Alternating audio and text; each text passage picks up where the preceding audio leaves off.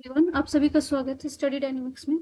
और आज के लेक्चर में हम लोग यूपी के स्पेशल करंट अफेयर के बारे में डिस्कस करने वाले हैं। और अगर आप यूपी के किसी भी एग्जाम के लिए प्रिपेयर कर रहे हो, खासकर अगर यूपीएससी का यूपी का अगर आप आरओ का एग्जाम देने वाले हो, या फिर अगर कोई भी एग्जाम यूपी का दे रहे हो, तो उसके लिए आपके लिए बहुत इंपॉर्टेंट है, क्योंकि इसमें सारे न्यूज़ जो हैं, क्योंकि इसमें हम लोग बिल्कुल भी इधर उधर की बातें नहीं करने वाले जो आपके एग्जाम में, क्योंकि टाइम बहुत क्रूशियल है और बहुत कम टाइम बचा हुआ है। तो उसके हिसाब से मैं आपके लिए लेक्चर प्रिपेयर किया है मैंने। तो ये सारे लेक्चर आपके जो गवर्नमेंट के ऑफिशियल वेबसाइट से वहाँ से मैंने लिया है। तो इधर उधर की कोई भी चीज़ें नहीं, जिसमें अगर डेटा जो भी आप डेटा देखते हो वो गवर्नमेंट वेबसाइट से है, तो यहाँ से आप यूज़ कर सकते हो एग्जाम में। और यहाँ से आपके खासकर जो एमसीक्यू क्वेश्चन है वो बहुत सारे बनने के चांसेस हैं। तो आप मान के चल सकते हो कि 5 to 10 मार्क्स अगर आप इस लेक्चर को देख लेते हो तो आपका यहाँ से आ सकता है क्वेश्चन, क्योंकि सारे जितने भी इंपॉर्टेंट करंट अफेयर है सबको मैंने इसमें कवर किया है। वन मोर थिंग, अगर आप लोगों ने हिस्ट्री का यूपी स्पेशल हिस्ट्री का वीडियो नहीं देखा है तो प्लेलिस्ट में अवेलेबल है, प्लीज जाके उसको देखें, क्योंकि 30 मिनट के अंदर आपका पूरा हिस्ट्री रिवाइज हो जाएगा बिना टाइम वेस्ट किए हुए। सो स्टार्ट करते हैं आज का लेक्चर। और आज के लेक्चर में जितने भी जो भी आपके यूपी में न्यूज़ेस चले हैं, जो भी, चाहे आपका इकोनॉमिक सेक्शन हो, पॉलिटी हो, आर्ट एंड कल्चर हो, सबको कवर करते हैं। तो पहला जो आपका टॉपिक है वो माइक्रो इरिगेशन को लेके है। तो माइक्रो इरिगेशन को लेके ये बताया गया था कि प्रधानमंत्री कृषि सिंचाई योजना के बारे में आप लोगों ने सुना होगा। तो न्यूज़ में ये था कि यहाँ पे इतना कुछ करने के बाद भी जो है यूपी में ये सक्सेसफुल नहीं हुआ था, ठीक है।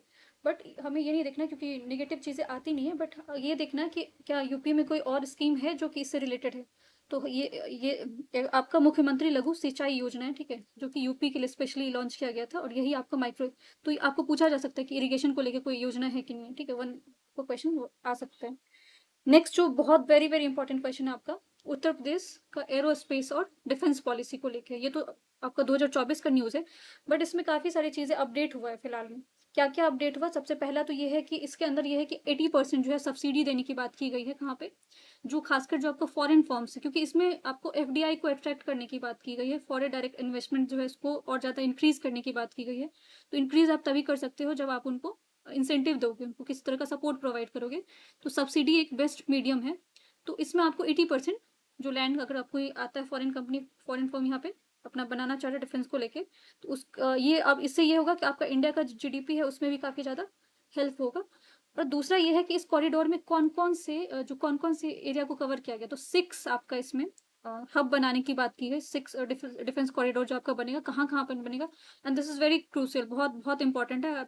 इससे आपको क्वेश्चन बन सकते हैं। पहला तो आगरा में, फिर अलीगढ़ में, फिर आपका लखनऊ में, चित्रकूट में, झांसी में और कानपुर में।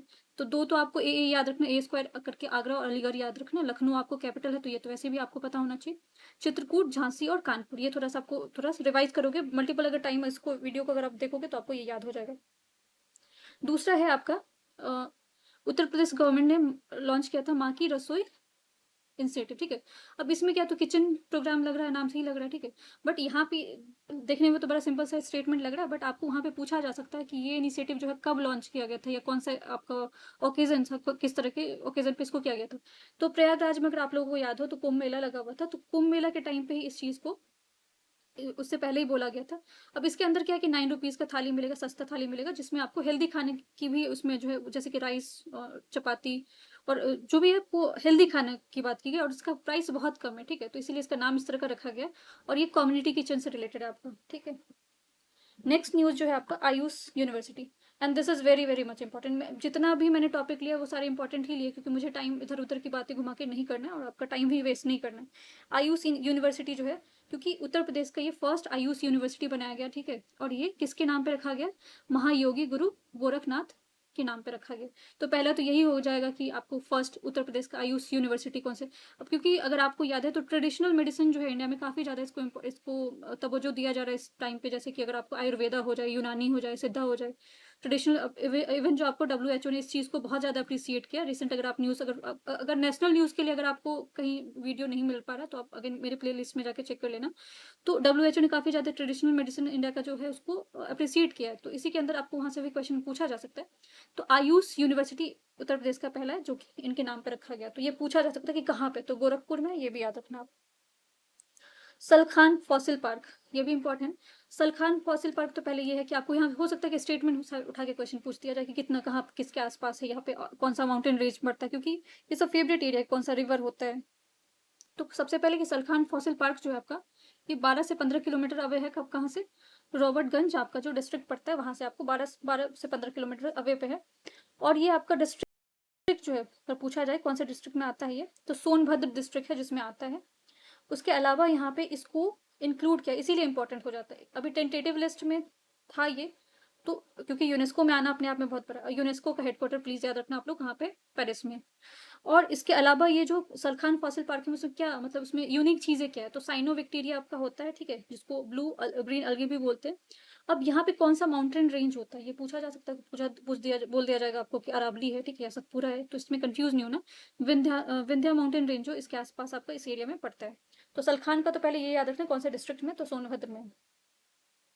नव्या इनिशिएटिव, नव्या इनिशिएटिव जो ये सेंट्रल गवर्नमेंट का इनिशिएटिव है, बट इसको अगर देखोगे तो स्टेट लेवल पे भी इसको लॉन्च करने की की जा रही है, ठीक है। इसमें आपको एस्पिरेशनल डिस्ट्रिक्ट के बारे में आपने सुना होगा, जो कि नीति आयोग का इनिशिएटिव है। तो इसी के अंदर आपका नव्या इनिशिएटिव आता है, जो ministry of women's and child development के अंदर आता है। तो एक तो मिनिस्ट्री भी याद रखना है। दूसरा, नव्या इनिशिएटिव जो है ये कौन से एज ग्रुप को कवर करता है, 16 टू लेके 18 ईयर एज, जो एडोलसेंट गर्ल है उनके लिए है।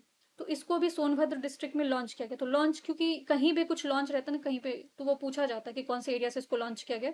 तो सोनभद्र डिस्ट्रिक्ट जो आपका उत्तर प्रदेश में, वहां से इसको लॉन्च किया गया, जिसमें वोकेशनल ट्रेनिंग की, स्किल डेवलप करने की बात की गई। खासकर जो यंग एडोलसेंट गर्ल्स हैं उनको या तो आप कंप्यूटर क्लासेस सिखा सकते हो, या फिर टेक्नोलॉजिकल चीजें जो जिससे उनका स्किल जो अपग्रेड हो सके। तो नव्या इनिशिएटिव नाम से याद रखना कि किन के लिए। एज ग्रुप भी आपको पूछा जा सकता है।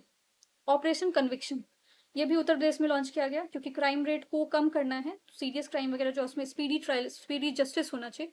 तो आपको ऑपरेशन कन्विक्शन पूछा जा सकता है। तो ये स्पीडी जस्टिस, टाइमली जो आपको जस्टिस मिल सके, खासकर सीरियस क्राइम जो है उसमें। स्टार्टअप इकोसिस्टम की बात की गई है, तो यूपी में स्टार्टअप इकोसिस्टम को जो है, जैसे कि आपको एमएसएमई है उसको प्रमोट करने की बात की गई है, जिसमें 5000 वुमेन लेड और 12,000 स्टार्टअप की बात की गई है। विस्टाडोम जंगल सफारी, तो ये विस्टाडोम जंगल सफारी जो है आपका उत्तर प्रदेश लॉन्च है, इंडियाज फर्स्ट। अब ये बहुत बहुत इंडिया का पहला, क्योंकि उत्तर प्रदेश का भी नहीं बोला जाता, India's first vistadome jungle safari train, ठीक है, ये ट्रेन है। Highlighting the state commitment to eco friendly tourism, eco friendly tourism को प्रमोट कर। तो विस्टाडोम जंगल सफारी ट्रेन आपको पूछा जा सकता है कि कहाँ पे लॉन्च हुआ है, ठीक है, क्योंकि इंडिया का पहला है ये। अब ये hyper scale data centre, north India का, पूरा इंडिया का नहीं बोला जा रहा। तो स्टेटमेंट में डाला जाए कि पूरा इंडिया का है तो फिर वो गलत हो जाएगा। नॉर्थ इंडिया, उत्तर भारत का पहला hyper scale data center Yotta one. तो पहले तो यही पूछ दिया जाएगा कि योटा वन क्या है, ठीक है। तो ये डेटा सेंटर है आपका। यहाँ पे आपको पूछा जा सकता है कि मशीन लैंग्वेज है, या फिर आपको पूछ दिया जाएगा कि मिसाइल है, या फिर आपको पूछ सकता है कि एस्ट्रॉइड है। तो वहां पे कंफ्यूज नहीं होना है।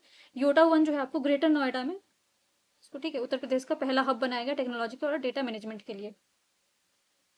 इंफ्रास्ट्रक्चर प्रोजेक्ट, जैसे कि आप इंफ्रास्ट्रक्चर को लेकर कौन कौन से प्रोजेक्ट आपका यूपी में चल रहे हैं, मुंशी पुलिया, ठीक है, खुरम नगर में फ्लाईओवर्स बनाए गए हैं, कानपुर लखनऊ में जो है ये सब जो आपको इंफ्रास्ट्रक्चर वाला है, मैं उसको फर्दर आपका जो लेक्चर प्रोसीड होगा उसमें आपको बताऊंगी। लखनऊ में वेस्ट मैनेजमेंट को लेके क्या बनाएगा आपको, zero net waste management city इसको डिक्लेयर किया गया, माइलस्टोन है। तो पूछा जा सकता है कि कौन सा सिटी जो है इसको zero net waste management city का टैग दिया गया है, क्योंकि इसमें 70 जो एमटी है फ्रेश वेस्ट प्रोसेसिंग यूनिट बनाया गया है। अब अयोध्या, क्योंकि आपको अयोध्या बहुत ज़्यादा न्यूज़ में चला है, ठीक है, एक तो टूरिज्म का भी एक बहुत बड़ा रिलीजियस सेंटर भी है, टूरिज्म का भी हब है, तो यहाँ पे काफ़ी सारे डेवलपमेंट प्रोग्राम्स चल रहे हैं। तो उसके पर्सपेक्टिव से ये भी आपको इम्पोर्टेंट है, जैसे कि रामपथ, धर्मपथ, भक्तिपथ, ठीक है। अब ये पूछा जा सकता है कि कहाँ पे ये रामपथ, धर्मपथ जो है, भक्तिपथ, अब बनारस ऑप्शन में डाल दिया, प्रयागराज डाल दिया जाएगा, अयोध्या, तो आप कंफ्यूज हो जाओगे, क्योंकि इलाहाबाद बहुत ज़्यादा न्यूज़ में, प्रयागराज बहुत ज़्यादा न्यूज़ में था कुंभ मेला से, तो आप वहाँ पे टिक करके आ जाओगे। तो ये रामपथ, धर्मपथ और भक्तिपथ जो है वो अयोध्या के लिए, ठीक है। आकर्षण केंद्र जैसे कि लता चौक, जो 14 टन वजनी व 40 फीट लंबी वीणा स्थापित की गई। तो ये भी कहाँ पे स्थापित की गई है, प्लेस में पूछ सकता है, क्योंकि आर्ट एंड कल्चर का पार्ट है आपका। दीप महोत्सव, और जो दीप महोत्सव था वो अपने आप में एक जो प्रतिवर्ष रिकॉर्ड दीप प्रज्वलन का रिकॉर्ड बनाया है, तो ये रिकॉर्ड भी आपको याद रखना है। अब ये सूर्यवंश, क्योंकि अगर आपको पता है सोलर डायनेस्टी से बिलोंग करते थे कौन, आपके भगवान राम, ठीक है। तो क्योंकि सूर्यवंशी का राजधानी माना जाता है इनको, तो सोलर सिटी में इसको कन्वर्ट करने की बात की गई, ग्रीन फील्ड के बारे में बात की गई। तो काफी आपको साइंस, उसका जो टेक्नोलॉजी है उसको भी अपग्रेड करने की बात की जा रही है। नेक्स्ट आपका ये आपको हिस्ट्री से इम्पोर्टेंट है, खासकर उत्तर प्रदेश की हिस्ट्री से इम्पोर्टेंट है कि महाराजा सुहेलदेव की जो विजय महोत्सव बनाई गई है, भरत जिला जो कि आपका उत्तर प्रदेश में पड़ता है, वहाँ पे है।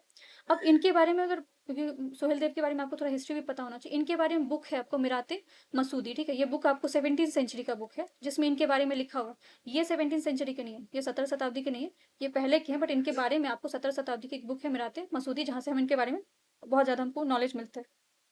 बट ये थे कौन? ये किंग ऑफ श्रावस्ती थे। श्रावस्ती आपका कहाँ पे? उत्तर प्रदेश में।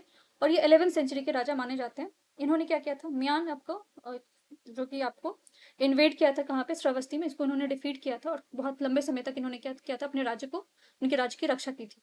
जो इनका विशाल प्रतिमा भरूच में लगाया गया, स्थापित किया गया। और ये अब इमेज आप देख रहे हो यहाँ पे, कौन सा इमेज है? कांस्य धातु से बना हुआ है, कितना फीट का है और कितना इसकी लंबाई चौड़ाई है, ये डिटेल आप एक बार इसमें देख लेना, ठीक है। वीडियो को पॉज करके आप इस सारी डिटेल्स को देख सकते हो। अब नेक्स्ट आपका, क्योंकि काफी सारे आपके पर्सनैलिटी न्यूज में रहे हैं यूपी में, तो उन सारी पर्सनैलिटी को भी देखना है। अब महाराज बिजली पासी। अब बिजली पासी जो है आपको सोशल रिफॉर्मर माना जाता है इनको, और ये पासी कम्युनिटी से बिलोंग करते हैं। ऑल्दो इनका बर्थ प्लेस बोला जाता है कि मध्य प्रदेश है, बट इन्होंने बहुत सारा काम जो है आपको, क्योंकि उस टाइम पे मध्य प्रदेश और जो आपका खासकर उत्तर प्रदेश का वो एरिया कंबाइंड था जहाँ पे इनका बर्थ हुआ था। तो इनका बहुत बड़ा रोल है किस चीज़ को?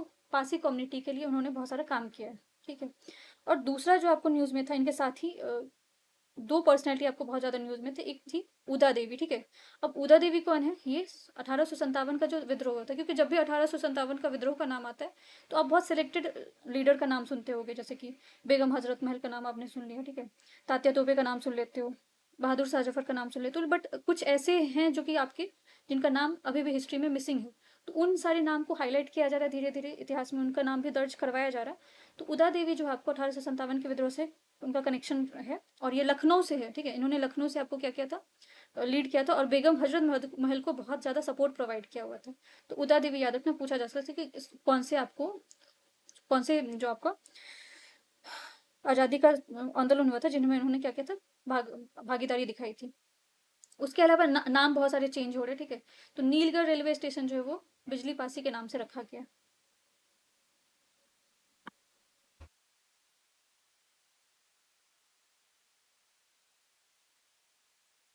नेक्स्ट जो आपका न्यूज़ है वो है महाराजा अब यहाँ पे देख लो कि उनके अलावा उनके स्मारक कहाँ कहाँ क्या क्या चीज़ बनाएंगे, जैसे कि चित्तौड़ झील जो पर्यटन स्थल है इनके नाम से है। विश्व धरोहर का रूप, उसको विकास देने की बात की जा रही है, उसको डेवलप करने की बात जा रही है। तो ये सुहेलदेव मंदिर और झील का तथा पर्यटन विभाग का सौंदर्यकरण करने की बात करी जा रही है। नवग्रही हर्बल गार्डन जो कि 300 मीटर झील के पक्के घाट का विकास किया जाएगा। तो ये सब आपको फेस्टिवल हॉल, ये सब कुछ पॉइंट्स है जो कि आप देख लेना कि उनसे रिलेटेड है, जहाँ पे डेवलप करने की बात की गई है। अब ये आपका अलंकार। अब एक तो प्रोजेक्ट अलंकार ही आपको पूछ दिया जाएगा कि प्रोजेक्ट अलंकार किससे एसोसिएटेड है? शिक्षा से है, हेल्थ से है, या फिर आपको किसी और भी सेक्टर एमएसएमई से है? तो उसमें आप कंफ्यूज मत होना, ये आपको शिक्षा से है, जिसमें क्या किया गया? 1150 बहुउद्देशीय हॉल बनाने की बात की गई है। 778 संचार प्रयोगशाला बनाने की बात की है। 599 नए शौचालय बनाने की बात की गई है। और 116 खेल मैदान और 482 अतिरिक्त कक्षा बनाने की बात की गई है। 101 ऑटोमेटेड टेस्टिंग लैब्स बनाने की बात की, सब एजुकेशन को और ज़्यादा स्ट्रेंथन करने के लिए ये सब सारी चीज़ें की गई हैं। अब जो आपको प्रोजेक्ट अलंकार है उसमें स्ट्रॉन्गर स्कूल बनाने के, स्मार्टर स्पेसेस बनाने की बात की गई है। अब इंफ्रास्ट्रक्चर को भी डेवलप किया जाएगा, वेलनेस एंड कम्युनिटी सेंटर की बात की जाएगी, जिसमें योगा का भी सेंटर बनाने के लिए बात की जा रही है, क्योंकि माइंडफुलनेस और वेलनेस जो मेंटल हेल्थ बहुत ज़्यादा इंपॉर्टेंट है। तो मेंटल हेल्थ को देखते हुए योगा सेंटर बनाने की बात की गई। 116 प्ले ग्राउंड्स बनाने, क्योंकि फिटनेस आपको बहुत ज़्यादा इंपॉर्टेंट है। तो ये सारी चीज़ें 482 पहले मैंने बता दी, क्लासरूम बनाने की बात की जा रही है। 1150 हॉल्स बनाने की बात की जा रही है। तो अलंकार बस प्रोजेक्ट याद रखना कि कौन सी चीज़ों से रिलेटेड है। GEM portal for Uttar Pradesh. अब प्रदेश की सरकार ने क्या किया 5 वर्ष में कि क्या कौन सी क्या चीज़ें खरीदी है? जीईएम पोर्टल जो है आपका, अब यहाँ पे देखो अलग से डेटा लिखा हुआ है। तो प्लीज़ ये वित्तीय वर्ष में क्या था, अभी क्या नया नया चेंजेस आए 2021-25, तो ये डेटा एक बार, ऐसा नहीं कि आपको सब कुछ रटना होता है, बस एक बार आप गो थ्रू कर लेना, अपने जो आपके माइंड मैप में उस चीज़ को फिक्स कर लेना कि अगर आता भी है क्वेश्चन तो आपको वहाँ पे छूटना नहीं चाहिए।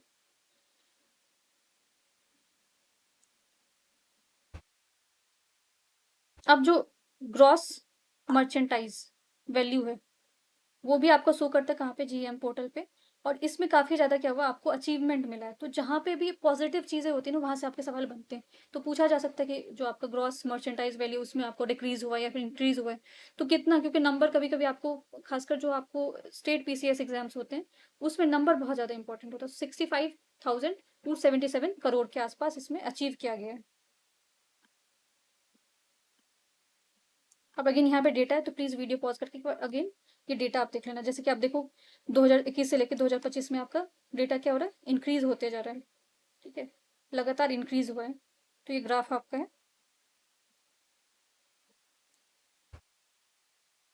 अब कुछ आपके जो एक्सप्रेसवे है, ठीक है, उन सब चीज़ों पे कौन कहाँ पे कौन कौन से एक्सप्रेस वे बने हैं, तो वो सब आप देख सकते हो। जैसे कि चित्रकूट लिंक बना गया 15.20 किलोमीटर का। लखनऊ लिंक कितना का, 49.6 किलोमीटर का। फरुखाबाद लिंक जो है 90.84 लिंक किलोमीटर का है।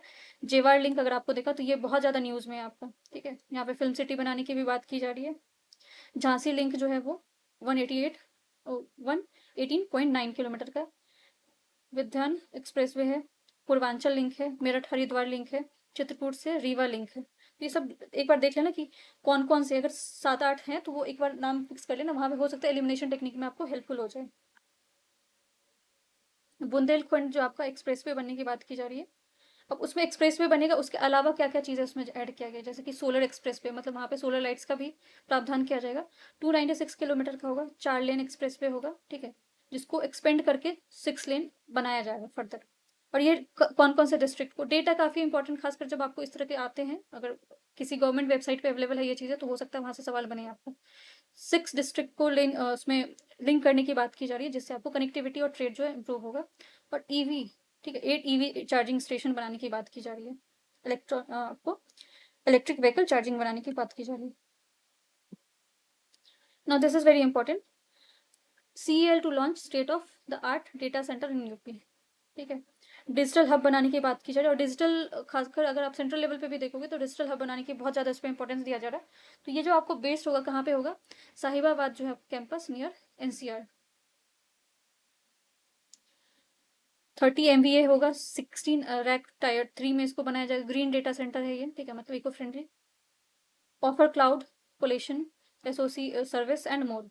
कंट्रीब्यूटिंग कितना उसमें आपको कंट्रीब्यूट करना पड़ेगा, 14 बिलियन। ठीक है, इस डेटा सेंटर में होगा। और ये बनने का कब तक का टारगेट है, 2029। इंडिया का लार्जेस्ट, अभी MSME में पहले भी मैंने बात किया कि बहुत ज़्यादा इसको बहुत सपोर्ट, क्योंकि अगर आपने देखा डिजिटल हब बनाने की बात की जा रही है, या फिर अगर आप देखोगे कि MSME को किस तरह से उसको बूस्टअप किया जा सकता है, जैसे कि पहले भी आपने देखा है कि FDI वगैरह को अट्रैक्ट करने की बात की जाए, तो इसमें आपको कितने, कौन कौन इसमें टारगेटेड क्या क्या पॉलिसी है, जैसे कि 90 लाख MSME स्टैब्लिश किया जाएगा। ठीक है, अंडर टारगेटेड पॉलिसी में।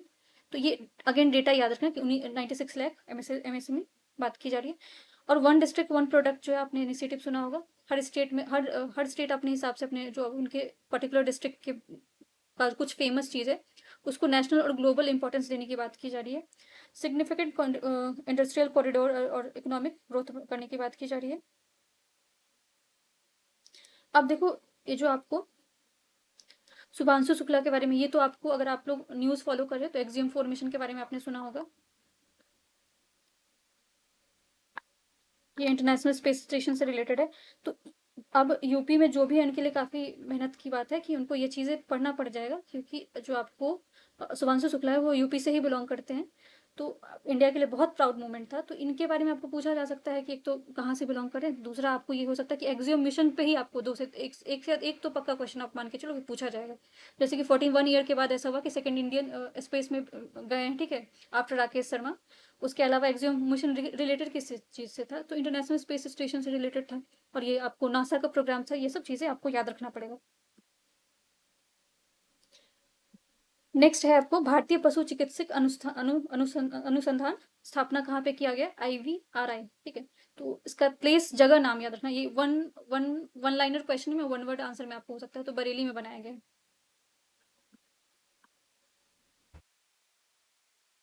उसके बाद 2014 में एम्स का जो, अगर आपको पता है कि अभी हमने आयुष यूनिवर्सिटी के बारे में देखा है, तो 2014 से पहले एम्स गोरखपुर के लिए एक सपना था। ठीक है, ये गोरखपुर में आपका एम्स नहीं था, बट अभी यूपी में काफ़ी ज़्यादा डेवलपमेंट देखोगे, खासकर आप लोग मेडिकल सेक्टर में।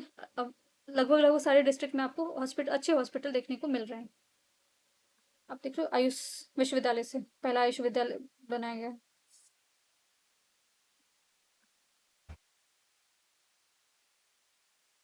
और जो एफॉरेस्टेशन है उस चीज़ को भी लेके चल रही है कि किस तरह से उनका जो फॉरेस्ट एरिया है उसको बढ़ाया जाए, तो हरित आवरण में 5 लाख एकड़ की वृद्धि हुई है। तो एग्जैक्ट डेटा ये आपको पूछा जा सकता है कि वर्ष 2017 से 24 के बीच में आपको यहाँ पे डेटा गलत दे दिया जाएगा, पूछा जाएगा कितना हुआ, 4 लाख दे सकता है, 3 लाख दे दिया जा सकता है। तो ये डेटा याद रखना, 5 लाख हुआ है। 2017 से 23 के बीच में कितना परसेंटेज में देखोगे तो 3.38 लाख एकड़ की ऐतिहासिक वृद्धि हुई है। तो ऐतिहासिक है, हिस्टोरिकल है, तो ये अगेन इम्पोर्टेंट है। वृक्षारोपण काफी महायान चल रहा है, महाअभियान चल रहा है, जिसमें 8 वर्ष में क्या क्या इसमें चेंज, क्या क्या उसमें डेवलपमेंट हुए हैं। तो अगर आप देखोगे तो 8% की, अगर आप देखोगे तो इसमें लिखा है कि पहले 9% था, ठीक है, जो कि आप 10% पे हो गया। तो काफी सक्सेसफुल ये प्रोग्राम माना जा रहा है। ठीक है, 5 लाख एकड़ आपने देखा कि वृद्धि हुआ है, और 1.9 लाख एकड़ की वृद्धि हुई है। तो ये सारे आंकड़े हैं जो कि इसको आप वीडियो पॉज करके एक बार प्लीज अच्छे से देख लेना, रिवाइज करते रहना, ताकि आपके क्वेश्चन वहां पे छूटे ना। कार्बन क्रेडिट को लेके भी यूपी, क्योंकि इंटरनेशनल लेवल पे ही अगर आप देखोगे तो काफी जो COP29 है, इवन COP28, हर चीज में बात किया गया था कि कार्बन जो है उसको, कार्बन एमिशन जो है उसको रोकना है। तो स्टेट्स, ग्लोबल लेवल पे, नेशनल लेवल पे प्रोग्राम्स चल रहे हैं, उस चीज को और ज्यादा सपोर्ट कहाँ से मिल रहा है, यूपी से मिल रहा है। अब जीरो पॉवर्टी अभियान ही पूछा जा सकता है कि जीरो पॉवर्टी अभियान किस चीज से रिलेटेड, जिसमें उसमें 15 लाख चयनित किया गया, जिनमें एक हर परिवार को एक एक सहजन का पौधा प्रदान किया जाएगा। ठीक है।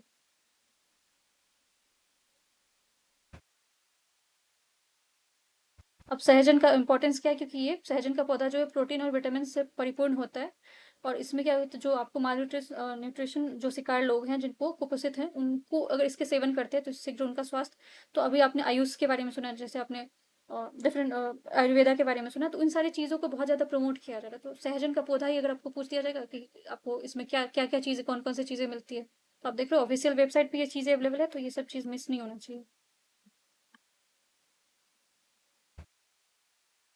अब जीआई टैग को लेके बहुत सारे न्यूज़ चल रहा है, और यूपी में अभी प्रेजेंटली जीआई टैग कितने हैं, तो 77 आपके टोटल जीआई टैग है, ऑल अलोन इन यूपी। ठीक है। और जीआई टैग अगर आपको पता है तो डब्ल्यूटीओ का, वर्ल्ड ट्रेड ऑर्गेनाइजेशन का इनिशिएटिव है, जिसमें 10 साल का किसी भी कोई भी प्रोडक्ट को उसको दिया जाता है कि वहाँ का पर्टिकुलर जो वहाँ से अपना वो प्रमोट कर सकते हैं। बट अगर आप यूपी के बारे में देखते हैं तो जीआई टैग का क्या स्टेटस है, तो टोटल 77 है, ये तो पता है, बट काशी में ही एक अलोन जो है वो 32 जीआई टैग है। ठीक है। उसके अलावा जो रिसेंट ईयर में कौन कौन से जीआई टैग जो उसको शामिल किया गया, जैसे कि इमरती जो है आपका, वो जौनपुर का है। आप लोग मुझे प्लीज कमेंट सेक्शन में लिख के बताना कि जौनपुर जो है उसको मिडिवल इंडिया में क्या चीज बोला जाता, कौन से नाम से बोला जाता था। उसके अलावा मथुरा से आपको सांझी क्राफ्ट है। ठीक है। सांझी क्राफ्ट है, तो सांझी क्राफ्ट ही पूछा जा सकता है कि सांझी क्राफ्ट कहाँ से, कौन से डिस्ट्रिक्ट से है, तो मथुरा से है। कठिया वीट है। ठीक है। कठिया गेहूं है, जो कि बुंदेलखंड से, उसको मिला है जीआई टैग। फ्लूट जो है, ठीक है, बांसुरी जो है पीलीभीत से मिला है। बरेली से क्या मिला है आपको, जरी जरदोसी है, ये भी आपका क्राफ्ट है। वन डिस्ट्रिक्ट वन प्रोग्राम जो मैंने बताया आपको, जिससे आपको एमएसएमई को भी हेल्प प्रोवाइड करने की बात की जा रही है, तो इसमें कितने लोगों को रोजगार प्रदान करने की बात की गई, तो 1.5 करोड़ से अधिक लोगों को।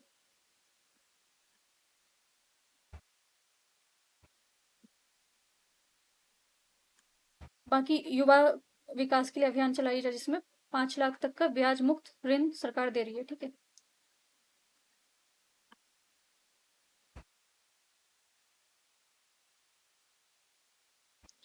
नेक्स्ट जो इम्पोर्टेंट है आपका वो है Kuberpur revival towards possible with the vision and resolve.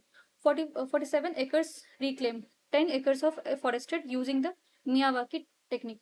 अब मियावाकी टेक्निक आपको यूपीएससी में क्वेश्चन पूछा जा चुका है, तो अब क्योंकि आपके ऑफिशियल वेबसाइट पे आ रही है इन चीज़ों के बारे में, तो याद रखना कि मियावाकी टेक्निक जो है आपका वो जापानीज टेक्निक है, जिसमें जो अर्बन सेंटर है वहाँ पे फॉरेस्ट, अर्बन फॉरेस्ट ग्रोथ की बात की जाती है, ठीक है। तो खासकर जो आपको काफ़ी ज़्यादा क्राउडेड शहर है, वहाँ पे मियावाकी टेक्निक से क्या किया जाता है, फॉरेस्ट ग्रो करने की बात की जाती है। तो यहाँ पे ये याद रखना कहाँ पे बात की जा रही है, आगरा में बात की जा रही है, ठीक है। और क्योंकि आगरा में अगर देखोगे तो काफ़ी ज़्यादा क्राउडेड होते ज़्यादा जा रहा है, और इरिगेशन की समस्या या फिर प्लास्टिक वेस्ट की बहुत ज़्यादा, उसको किस तरह से रिसाइकल करना, सिटी को क्लीन कैसे रखना है, तो वहाँ पे मियावाकी टेक्निक इस्तेमाल करने की बात की जा रही है।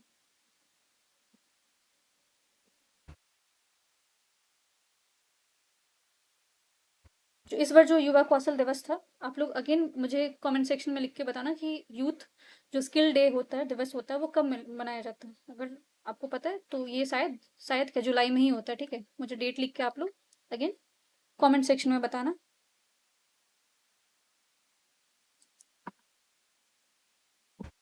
नेक्स्ट जो न्यूज़ है आपका, अब ये अगेन देखो पॉजिटिव चीज़ है, तो ये आपको पता होना चाहिए कि 40% rise in IT export marks Uttar Pradesh as digital leap. 40% का कम नहीं है, आपको 40% का अगर राइज हो रहा है आईटी सेक्टर में, इंफॉर्मेशन टेक्नोलॉजी में, तो ये बहुत बड़ी बात है। तो ये परसेंटेज याद रखना है कि आपको कितने परसेंट का हुआ है। और एक उसके साथ साथ ये भी याद रखना कि सॉफ्टवेयर टेक्नोलॉजी पार्क अगर आपसे पूछा जाए कहाँ पे है, तो आपका लखनऊ में है, ठीक है। अब ये आगे आगे वापस से दिखाया जा रहा है कि कितना इंप्रूवमेंट हुआ आपको सॉफ्टवेयर टेक्नोलॉजी में, पहले कितना था और अभी कितना हुआ। तो ये आपको डेटा कंपैरिजन पूछा जा सकता है। पहले आपको हो सकता है कि 46 करोड़ पूछ दिया जाए और अभी बोल दिया जाए कि इसमें डिक्रीज हो गया, बट उसमें इंक्रीज हुआ ये भी चीज। दोनों फाइनेंशियल ईयर का दिया हुआ, 2021 से 22 का, 2024 से 25 का। ग्रॉस स्टेट डोमेस्टिक प्रोडक्ट, ठीक है, उसमें भी आपका उत्तर प्रदेश का काफ़ी ज़्यादा वृद्धि हुई है, क्योंकि आप अगर स्टार्टिंग से न्यूज़ फॉलो कर रहे देख रहे हो तो सारे इसमें पॉजिटिव आपके पॉइंट्स ही है, ठीक है। जैसे कि अगर देखोगे कितना का हुआ है, तो 29.6 लाख करोड़ पहुंचने की अनुमान की जा रही है, ठीक है। 2024-25 में अनुमान किया जा रहा है कि आपका ग्रॉस स्टेट डोमेस्टिक प्रोडक्ट जो है वो इतना तक पहुंच सकते हैं। अब पहले कितना था आपको, पहले से कितना उसमें तुलना में आपका वृद्धि हुआ है, 80% का हुआ है। और ये बढ़ेगा तो आपको क्या हो जाएगा, 8.4 से बढ़कर कितना हो सकता है, 8.9, इतनी आपकी बताई जा रही है।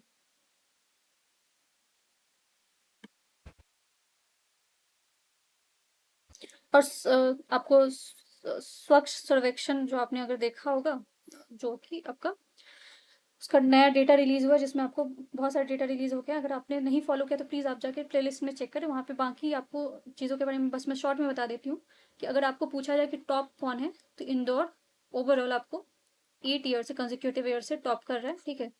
अगर बिग सिटी में पूछा जाए तो अहमदाबाद आंसर होगा। बट क्या कि क्योंकि इसको इवन जो है डिफरेंट कैटेगरी में किया जाता है, 10 लाख से ऊपर, 5 लाख, 5 से 3 लाख के बीच में, 3 से 5 लाख के बीच में, उससे नीचे, तो इसके डिफरेंट कैटेगरीज है। तो गोरखपुर का इसमें काफ़ी अच्छा परफॉर्मेंस रहा है, ठीक है, क्योंकि हमें स्टेट एग्जाम देना है, तो उसके हिसाब से देखते हैं। तो 3 से 10 लाख वाले आबादी श्रेणी में जो इसका चौथा स्थान था, और ठीक है तीसरा स्थान इसको शहर श्रेणी में दिया गया है, गोरखपुर में मिले 5 स्टार रेटिंग इसको मिला है, ठीक है। दूसरा जो पुरस्कार उत्तर प्रदेश के लिए बेहतरीन किस चीज़ के लिए था, लखनऊ का भी आपको याद रखना, क्योंकि जो ओवरऑल रैंकिंग अगर देखोगे तो आपको बिग सिटी में अगर देखते हो तो अहमदाबाद है, ठीक है, उसके बाद भोपाल है, और थर्ड पे आपका लखनऊ आता है। तो इसमें 10 लाख श्रेणी में तीसरा स्थान था आपका लखनऊ का। प्रयागराज का भी आपने देखोगे तो गंगा, क्योंकि रिवर के हिसाब से भी निकाला जाता है, तो रिवर के हिसाब से देखोगे तो सबसे स्वच्छ गंगा शहर के रूप में प्रयागराज को किया गया, क्योंकि अगर आप कुंभ मेला के टाइम पे आपने देखा था तो काफ़ी ज़्यादा साफ सफाई पे ध्यान रखा गया था, और एक तो अलग से डिस्ट्रिक्ट भी घोषित कर दिया गया था। गोरखपुर में आपको अगर देखोगे तो ये चौथा स्थान किसमें, 3 से 10 लाख वाले कैटेगरी में। तो कैटेगरी याद रखना, बस ऐसे नहीं याद रखना कि उसमें आपको फोर्थ रैंक था, क्योंकि इसमें बहुत कंफ्यूजन हो रहा है। तो आप पॉपुलेशन वाइज, ठीक है, जनसंख्या के हिसाब से डिफरेंट कैटेगरीज इसमें घोषित किए गए हैं। प्रयागराज को मिला सम्मान, ठीक है, महाकुंभ की वजह से 2025 में काफी उनका जो है मान बढ़ा है, ठीक है, सबसे स्वच्छ गंगा शहर के लिए, पवित्र गंगा, स्वच्छ गंगा की वजह से।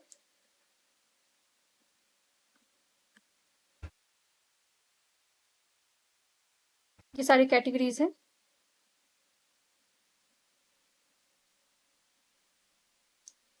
और ये मुरादाबाद को, उसने भी मुरादाबाद ने भी कीर्तिमान बनाया, ठीक है, पीतल नगरी अब तक का सर्वश्रेष्ठ प्रदर्शन।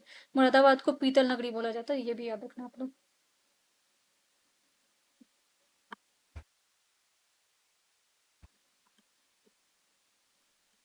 अब दूसरा जो इंपॉर्टेंट सबसे लास्ट वाला आप देख लो, धरती आबा, ठीक है। बिरसा मुंडा को बोला जाता है धरती आबा, ठीक है। ये झारखंड से बिलोंग करते हैं, आपके ट्राइबल कम्युनिटी में इनको ट्राइबल हीरो बोला जाता है। अगर आपको याद है तो जो आपका मुंडा रिवेलियन हुआ था, ठीक है, उसमें इनका बहुत बड़ा योगदान था। और खासकर जो आपको छोटा नागपुर वाला एरिया है, वहाँ पे इनका जो उनका इनके विद्रोह की वजह से जो अंग्रेजों द्वारा उनका दमन किया जा रहा था, उसको उन्होंने बहुत अपने अपने स्तर पे इसको रोकथाम करने की कोशिश की थी। और इसके साथ ही नवंबर में आपका क्या होता है, धरती आबा या फिर बिरसा मुंडा डे होता है। तो अगेन आप लोग कमेंट सेक्शन में डे लिखना कि कौन से दिन वो ट्राइबल डे मनाया जाता है। और उस उनका जो योगदान अगर आपको पता है हिस्ट्री में, तो वो भी आप लोग बताना। तो ये आपके इम्पोर्टेंट करंट अफेयर थे आज। अगर आप चाहते हो कि किसी और भी सब्जेक्ट पे कोई और भी टॉपिक जो कि आपको लगता है कि उस पर बनाने की ज़रूरत है, तो आप लोग प्लीज़ कमेंट करना। मैं उन सारी चीज़ों पे आपको वीडियो लेके आऊँगी।